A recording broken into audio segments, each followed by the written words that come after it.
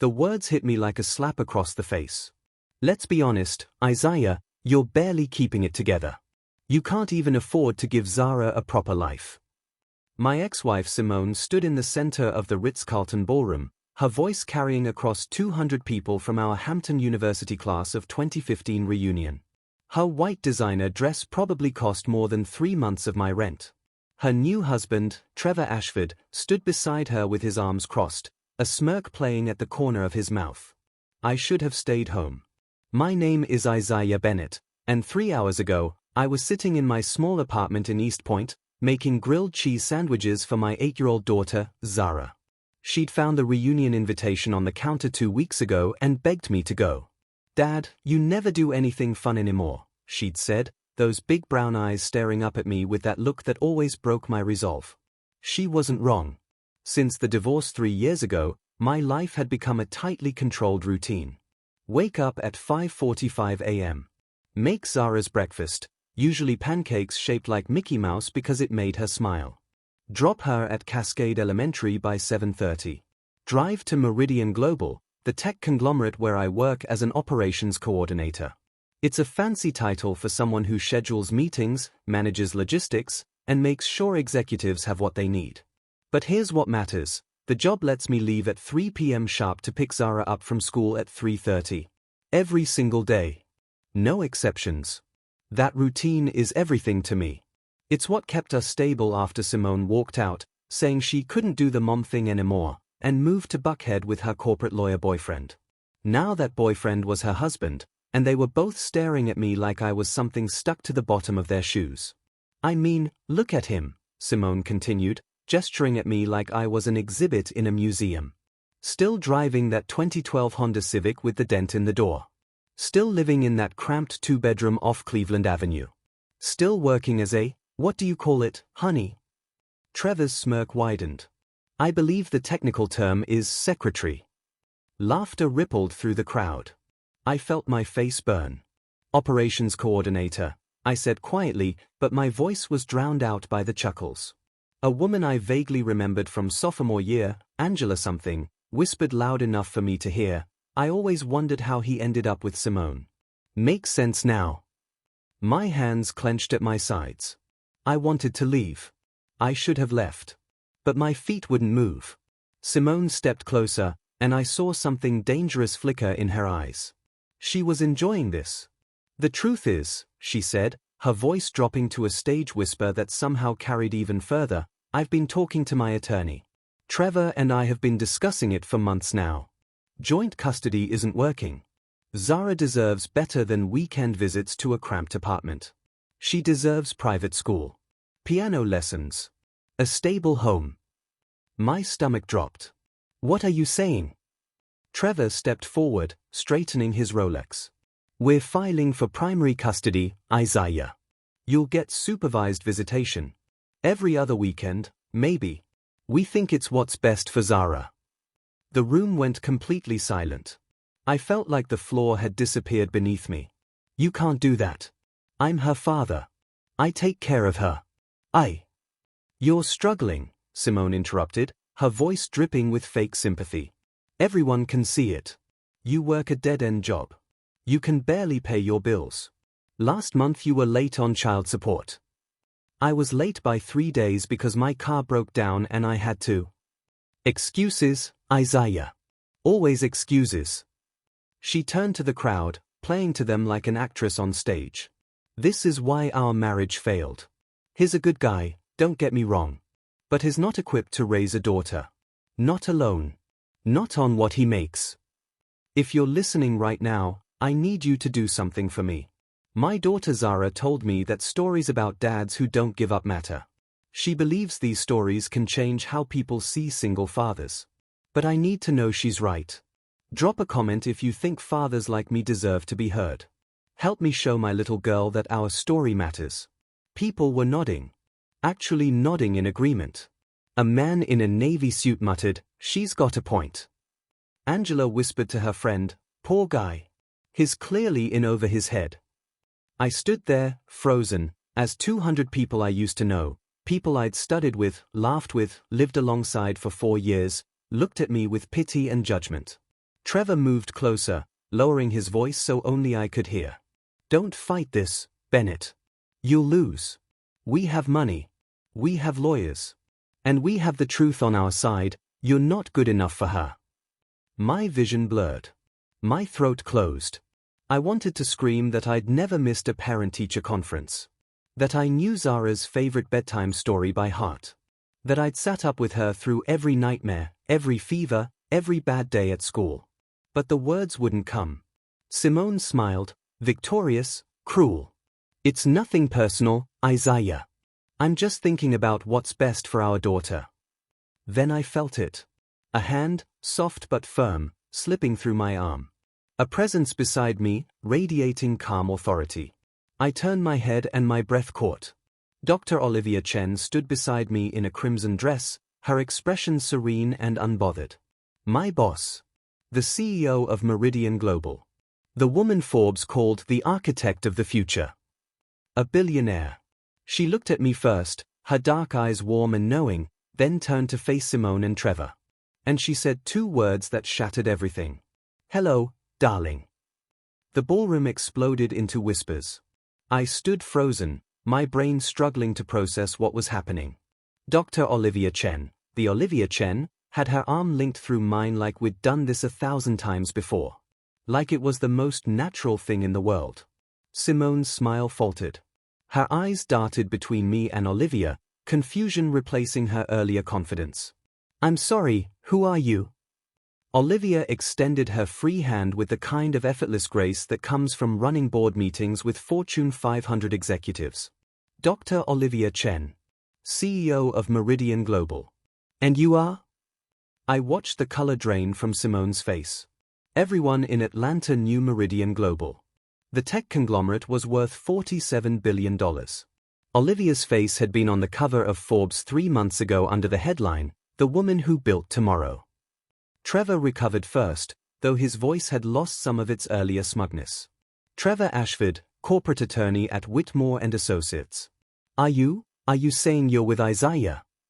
Olivia's expression didn't change, but something about her posture shifted, like a predator deciding whether its prey was worth the effort. We've been together for quite some time now, yes. My mind was racing. What was she doing? Why was she lying? We'd barely spoken outside of work in the 4 years I'd been at Meridian. Our interactions consisted of "Here are the quarterly reports, Dr. Chen," and "Thank you, Isaiah. Have a good evening." This made no sense. Simone's voice came out strained. That's impossible. Isaiah works in administration. He doesn't. He doesn't what? Olivia interrupted, her tone still perfectly calm but now edged with something sharp. Doesn't deserve respect? Doesn't have value beyond his job title? Angela from sophomore year had her phone out, frantically typing. Someone else whispered, "Is that really Olivia Chen? The Olivia Chen?" Trevor cleared his throat, trying to regain control. With all due respect, Dr. Chen, this doesn't change the facts. Isaiah is barely making ends meet. He lives in a modest apartment in East Point where he's raising his daughter with more love and dedication than most people show their careers, Olivia finished. She turned to look at me, and for a moment, her professional mask slipped. Her eyes were soft, almost tender. Isn't that right, Isaiah? I couldn't speak. I just nodded. She turned back to Simone and Trevor, and the warmth disappeared. Let me tell you what I know about Isaiah Bennett. For 4 years, he's been the most reliable person at my company. He's never missed a deadline. Never complained. Never failed to deliver, even when it meant staying late to fix someone else's mistakes. That's his job, Trevor said dismissively. His job, Olivia continued, her voice cutting through Trevor's interruption like a blade, also offered him a promotion 8 months ago. Director of Operations. 40% salary increase. His own team. Do you know what he said? Simone was staring at me now, her expression unreadable. He turned it down, Olivia said. Because the position required travel and evening meetings. Because it would mean he couldn't pick his daughter up from school at 3:30 every single day. He chose Zara over career advancement. Over money. Over everything. The whispers grew louder. I saw Angela lower her phone, her expression shifting from curiosity to something that looked almost like shame. Listen, if you're still watching this, I want you to know something. My ex-wife once told me that no one would care about my story. She said the world doesn't root for men like me. But I'm betting she's wrong. If you believe that fathers who sacrifice everything for their kids deserve to be celebrated, drop a comment right now. Show me that these stories matter. That we matter. Trevor's jaw clenched. That's very touching, Dr. Chen, but financial stability matters too. Isaiah can't provide. Can't provide what? Olivia's voice was ice now. A home where Zara feels safe? A father who shows up? Someone who puts her first every single time. She paused, letting the silence stretch. I've met a lot of wealthy people, Mr. Ashford. Most of them can't even remember their children's teachers' names. Isaiah can recite every detail of Zara's day, who she sat with at lunch, what book she's reading, which multiplication tables she's struggling with. Simone's hands were trembling. You don't understand. This isn't about. About what? About you rewriting history to make yourself feel better about abandoning your daughter. Olivia's words landed like hammer blows. I did my research, Ms. Bennett. You left. You chose your career, your new relationship, your convenient life in Buckhead.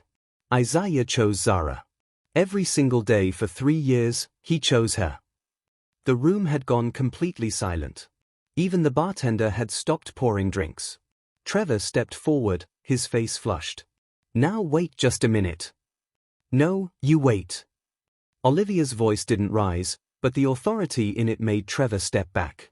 If you pursue this custody case, you'll be going up against my legal team. The same team that handles billion-dollar mergers and acquisitions. The same team that's never lost a case in 8 years. She paused, her eyes boring into Simone's.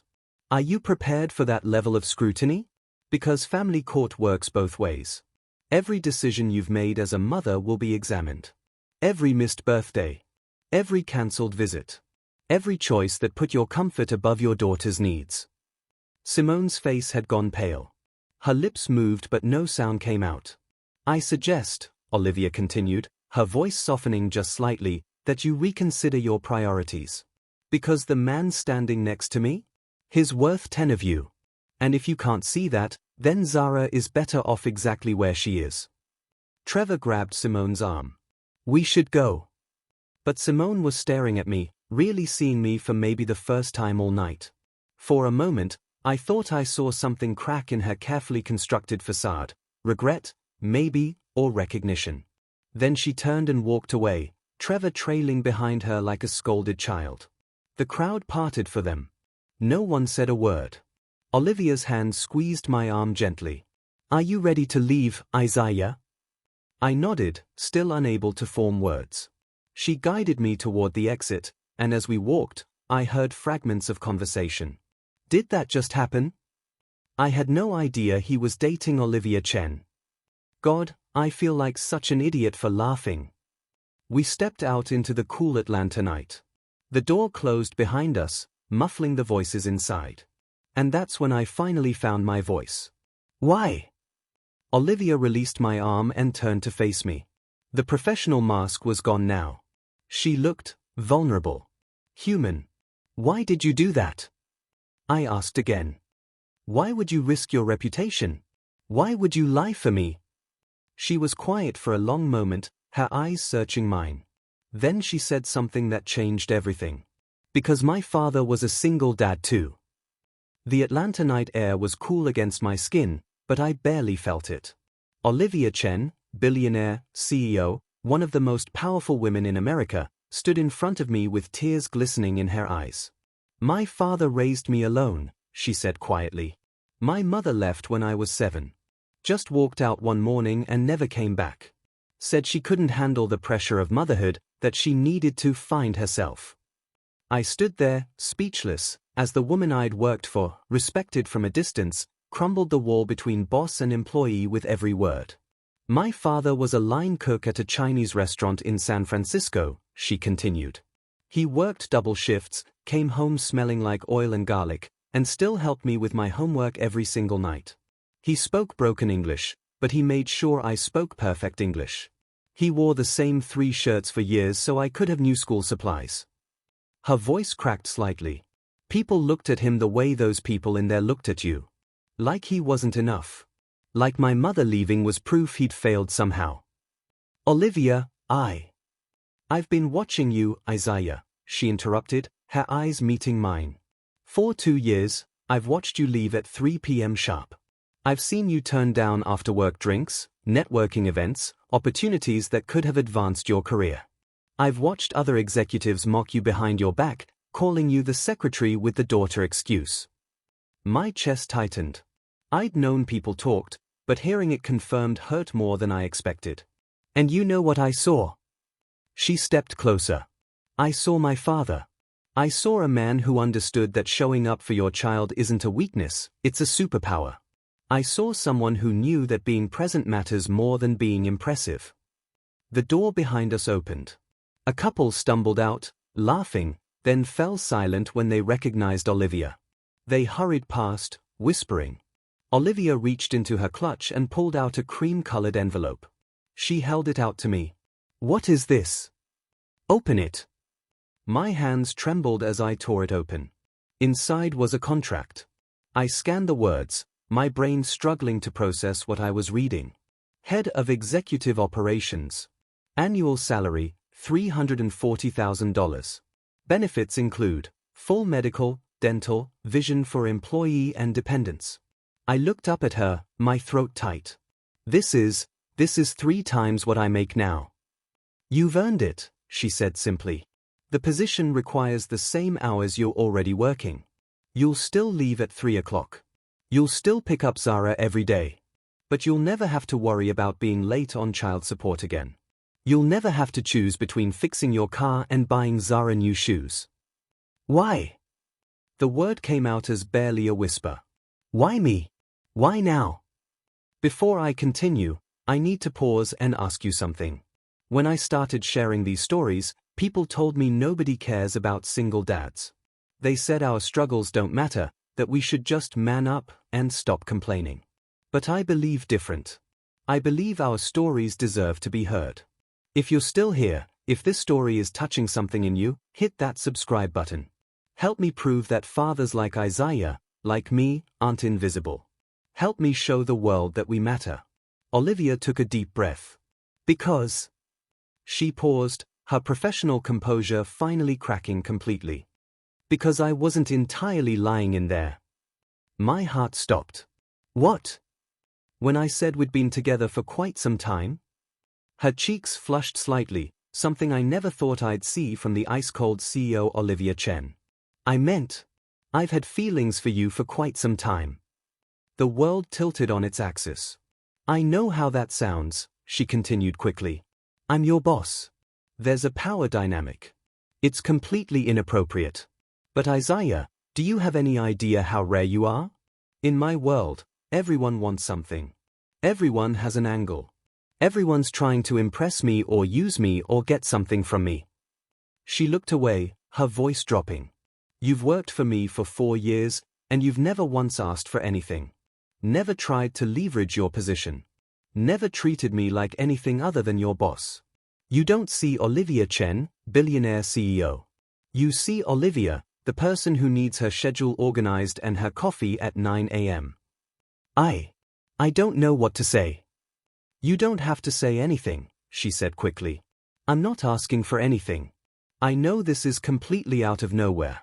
I know you probably think I'm insane for doing what I just did in there.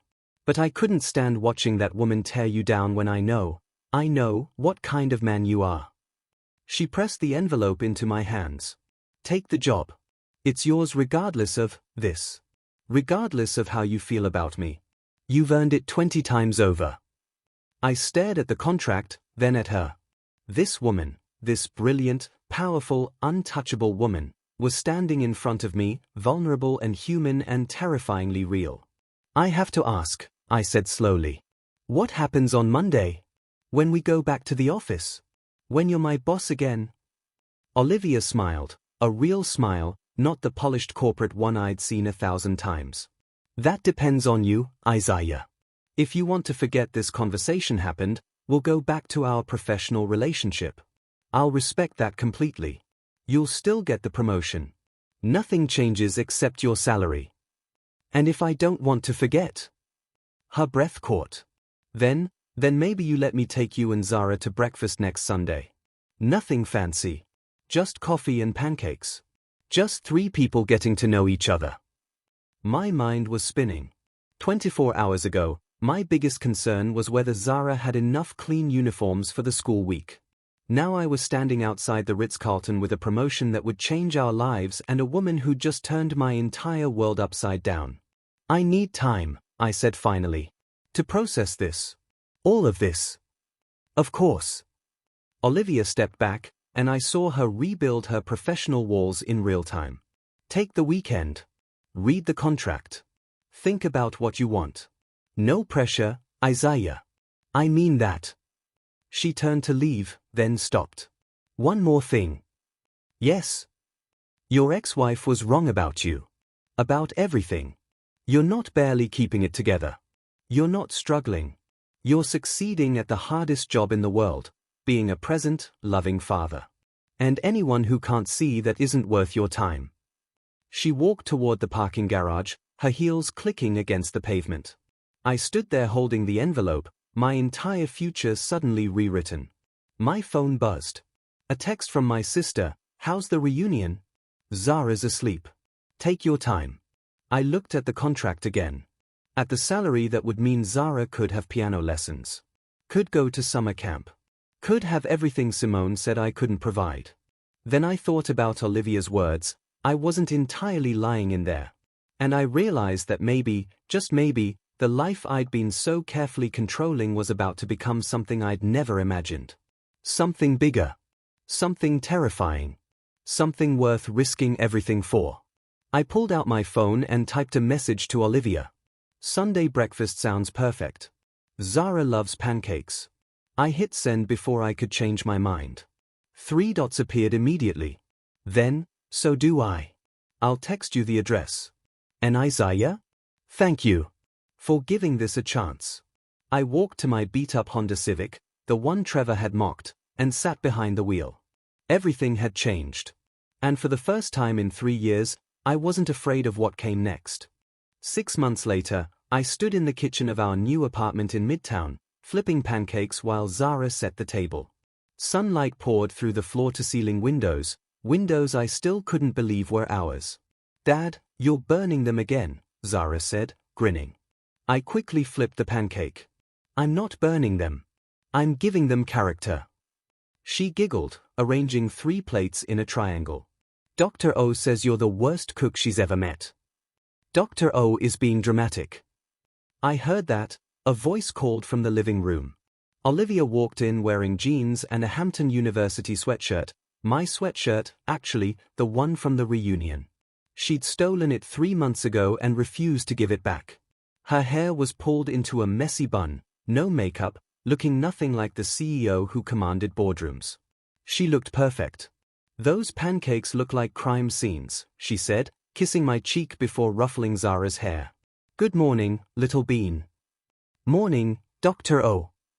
Zara wrapped her arms around Olivia's waist. "Can you help me with my science project later?" Dad tried, but he doesn't understand photosynthesis. "I understand photosynthesis just fine," I protested. "You said plants eat sunlight." Olivia laughed. "That's technically not wrong, but let's work on the details together, okay?" This was our routine now. Every Sunday, Olivia came for breakfast. Sometimes she stayed for lunch. Sometimes she stayed until Zara's bedtime, reading her stories in different character voices that made my daughter howl with laughter. We were taking it slow. Deliberately. Carefully. But it was real. I plated the pancakes, they were only slightly burned, and we sat down together. Zara immediately drowned hers in syrup while telling Olivia about the boy in her class who kept pulling her braids. "Want me to have him removed from the school?" Olivia asked seriously. Zara's eyes went wide. "Can you do that?" "No," I said quickly. "She cannot do that." Olivia winked at Zara. But I could have a very serious conversation with his parents about respect and boundaries. Dr. O, you're the coolest, Zara said through a mouthful of pancakes. My phone buzzed on the counter. I glanced at it, then froze. It was an email. From Simone. Olivia noticed my expression shift. Everything okay? I picked up the phone, my heart pounding. I hadn't heard from Simone since the reunion. Her lawyers had sent one letter 6 months ago, formally withdrawing the custody petition. Since then, silence. I opened the email. Isaiah. I know I don't have the right to ask for anything from you. I know what I did at the reunion was unforgivable. Trevor and I are divorced now. Turns out he wasn't the man I thought he was. Funny how that works. I've been in therapy for 4 months.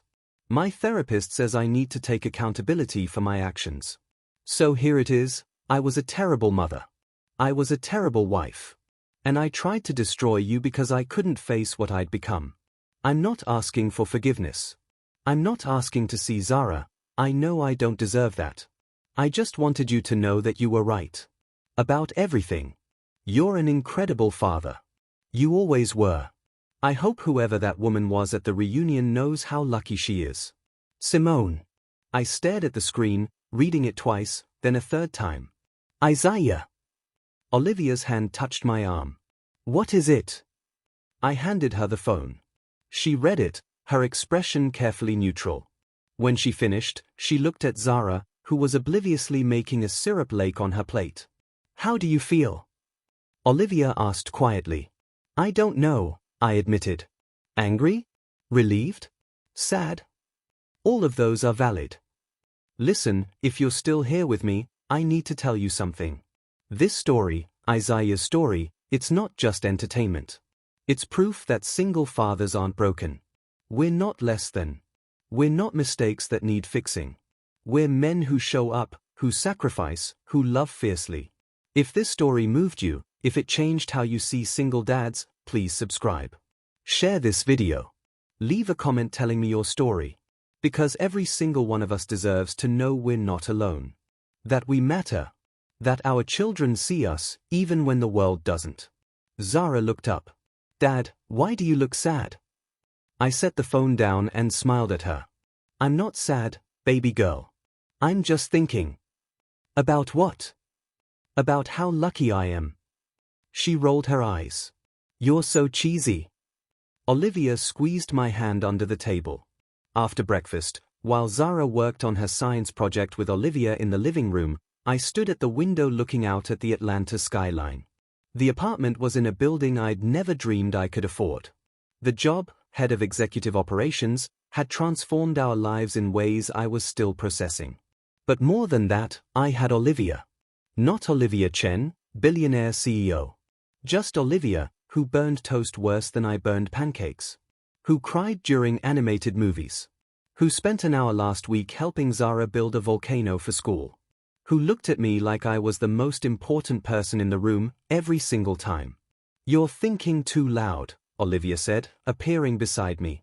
Zara was on the couch, already absorbed in cutting construction paper. Just reflecting. On how 6 months ago, I thought my life was over. I thought Simone was going to take Zara. I thought I'd always be invisible, just the single dad barely keeping it together. Olivia leaned her head on my shoulder. And now? Now I'm wondering why you chose me. Out of everyone you could have. Isaiah. She turned to face me, her hands on my chest. You still don't get it, do you? I didn't choose you despite who you are. I chose you because of who you are. Because you're the man who turns down promotions for his daughter. Because you're the man who makes terrible pancakes every Sunday and pretends they're fine. Because you're the man who never once asked me for anything except respect. I'm still just a guy from East Point with a beat-up Honda. You sold that Honda 3 months ago. You know what I mean. She smiled. I do. And I'm telling you it doesn't matter. My father used to say that a person's worth isn't measured by what they have, it's measured by what they give up for the people they love. You gave up everything for Zara. That's not weakness, Isaiah. That's power. From the couch, Zara called out, Are you guys being gross again? Extremely gross, Olivia called back. Adults are so weird. I laughed, pulling Olivia closer. She's right, you know. We are pretty weird. The best kind of weird. My phone buzzed again. Another email, this time from Trevor Ashford's law firm. My stomach dropped.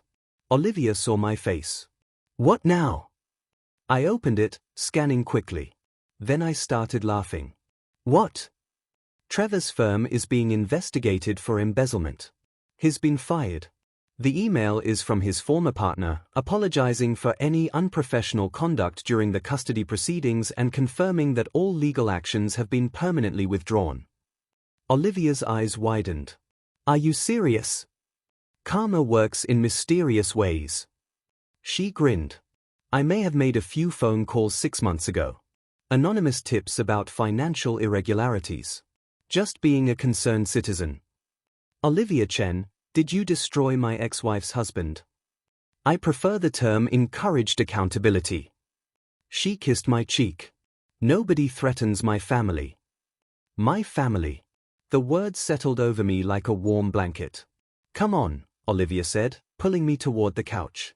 Zara needs help with photosynthesis, and apparently you think plants eat sunlight. Plants do eat sunlight. Oh my God, you're hopeless. We collapsed onto the couch, Zara between us, her science project spread across the coffee table. Olivia explained chlorophyll while Zara took notes in her careful handwriting. I just sat there, watching the two most important people in my life, and realized something profound. I'd spent 3 years believing I was barely surviving. But I wasn't surviving. I was living. Building a life that mattered. Raising a daughter who knew she was loved. Finding a partner who saw my worth when I couldn't see it myself. Simone had tried to take it all away. She tried to convince the world, and me, that I wasn't enough. But she was wrong. I was always enough. I just needed someone to remind me. Zara looked up at me. Dad, you're smiling weird again. Am I? Yeah. Your I love my life smile. Olivia laughed. He does have one of those, doesn't he? It's super cheesy, Zara said. The cheesiest, Olivia agreed. I pulled them both close. You're both stuck with me and my cheesy smile. Forever? Zara asked. I looked at Olivia. She looked back at me, her eyes shining. Forever, we said together. And I meant it.